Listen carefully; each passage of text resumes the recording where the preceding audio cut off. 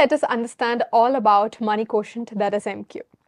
So sir, I want to know what exactly is money quotient according to you, and also if it has anything to do with a person being rich or poor. That's very interesting question, Niti, especially the second part I would love to answer. But before that, what is money quotient? What exactly MQ stands for? Yes. Just like intelligent quotient measures someone's intelligence, the money quotient is responsible for someone's financial acumen. Okay. If you have to earn a lot of money in life and if you are able to save efficiently and convert that savings into substantial assets, so build it into crores of rupees in the form of properties and the bank balances or investments. So that acumen is what we call the money quotient. Oh.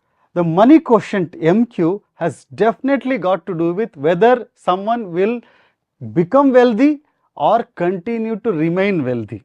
Okay. See, what can happen in life? You may be wealthy today. Probably because of expansion and other things, you venture into some big projects and put all your money into one. You get cheated or the project fails. Then from a billionaire, you become a millionaire. Yes. A millionaire becomes a Bhikshadipati. So it is possible that you can lose all your wealth if you don't have the financial acumen. And that acumen, the basis for that is the money quotient. Okay. That is what is MQ. Oh, that is very interesting.